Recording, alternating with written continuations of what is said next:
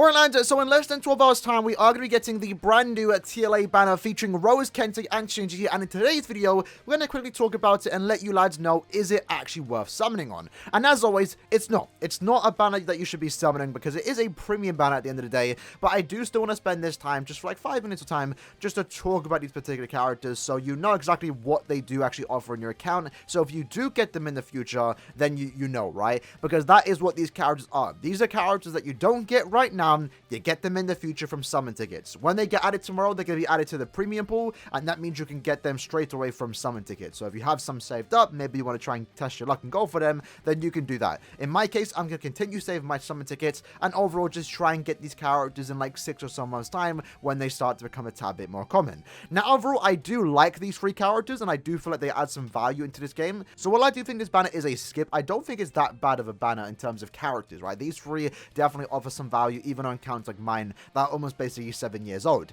Now, one little fun fact about this banner is that this is technically a 1000-year Blood War banner. It is called TLA summons, but they are like secret 1000-year Blood War characters, and the reason we're getting these characters now is because technically they're going to appear in the next couple of or so episodes. They don't have a really big moment until later in the 1000-year Blood War arc, so that's why they can afford to get these characters now, and then when they have their big moments, let's say around 6 or so months from now, then they can get their 1000-year Blood War versions. I know a lot of people are waiting for a 1000-year Blood War Rose, and that's eventually going to happen, and this is our first little snippet of what we can potentially expect from that. And the reason why we do say they are basically 1000-year Blood War characters is because their strong attacks and also their quotes, I believe. Rose, I think, is directly taken from his little interaction with Nanana. But with that said, let's quickly talk about the banner, right? So your 3 characters are Kensei, Shinji, and also Rose, and then alongside those characters, we have these other 6 premium characters. Well, 1 seasonal. I don't know why Ranku's there. It's very weird that she's there. But quick TLDW, Balrogin is an SP character. SA2 does have the debuff effect.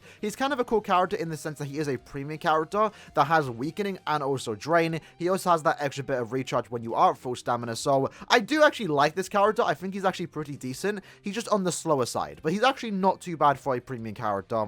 Ranku is more so a support character that can do some respectable DPS, but her main gimmick is that you kind of want to use inheritance trials when the enemies are rankers, as she does have an increased chance of inflicting stat elements against your ranker enemies. Renji is a technique SP character, and the great thing about him is that if you do have him, he's a very powerful soul trait, as the soul trait is damage inflicted at full stamina plus 30%. So if you're ever using a technique character in Guild Quest and you're trying to nuke very hard, then having a link like this is going to be really, really good. The character itself is also pretty decent. He's the second character in the game right now, and the fact that he's a premium character kind of makes him unique in that sense, where he has the Bankai button. So if you do use that Bankai button, you transform into your Bankai form, very similar to 1000-year Blood War Round 14 Rukia. Kaname is a ranged Nat character with guard break, so you can use him in normal PV content. His damage output isn't really that high, so he's not really like a super OP character, but his main thing is that he is a 20% DR soul trait, going to be useful for your power characters in Brave Battles, maybe you pull Chad for example, and he also is a droplet character.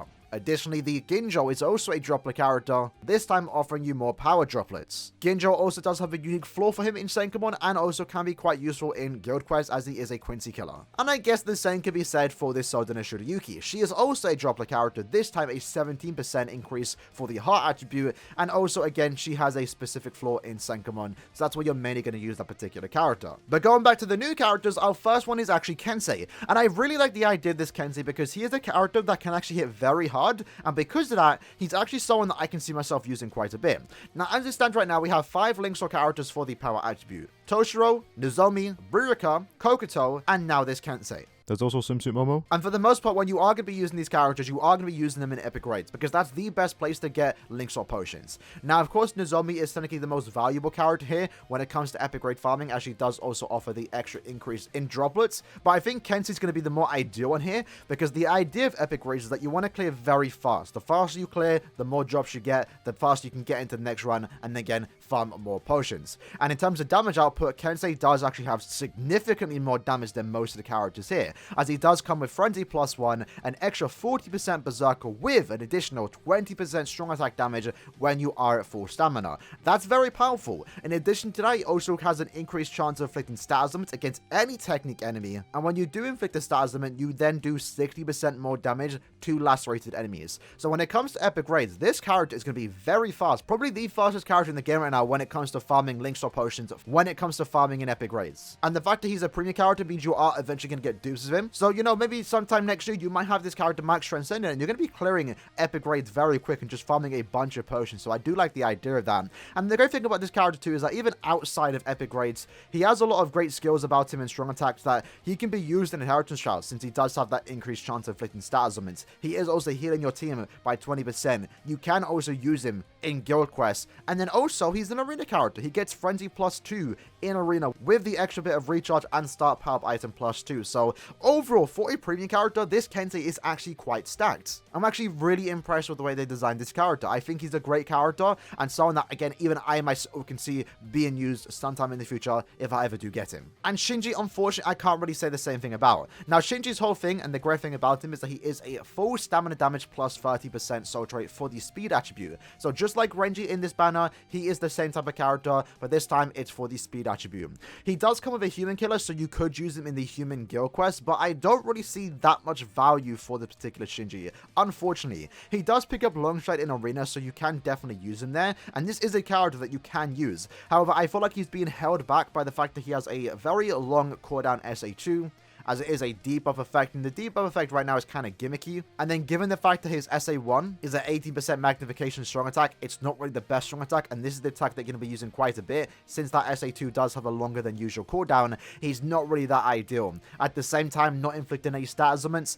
Personally, if I ever pull this character, I'm only ever going to use him as a link. But you know what, he still can be used. He's going to be pretty good in arena if you want to use him there, if you are a Shinji fan. And he also does have read all affiliation dodges, so if you are in need of someone to farm the small and medium scrolls when it comes to the weekly attribute scroll quest, Shinji is your lad.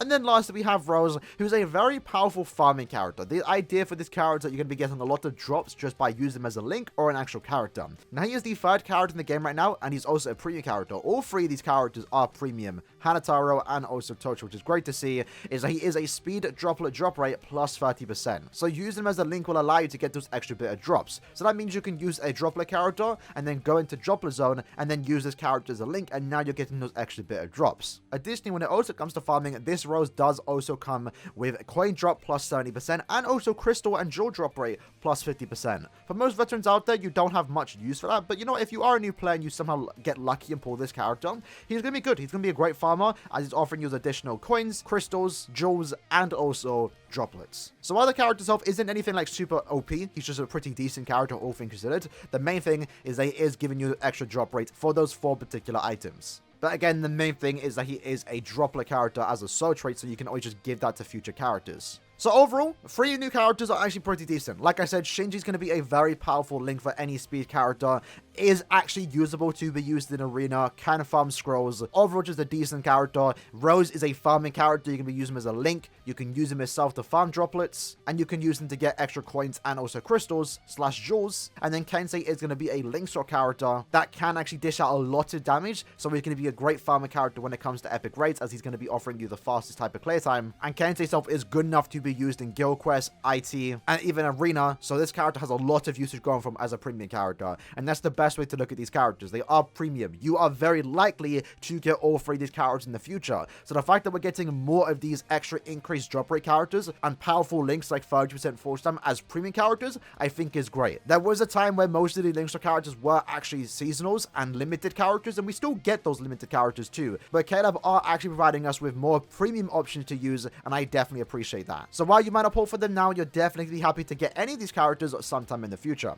So yeah, with that said, good luck on your summons if you do for some reason decide to summon tomorrow. If you are new to the game, if you are a veteran, as always, continue saving for those 1,000-year Blood War banners, continue saving for those Spirits Off every banners.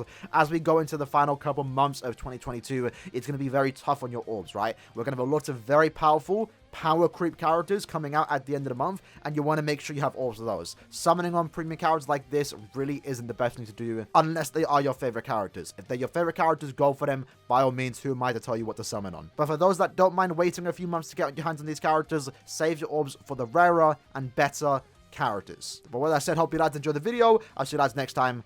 Peace.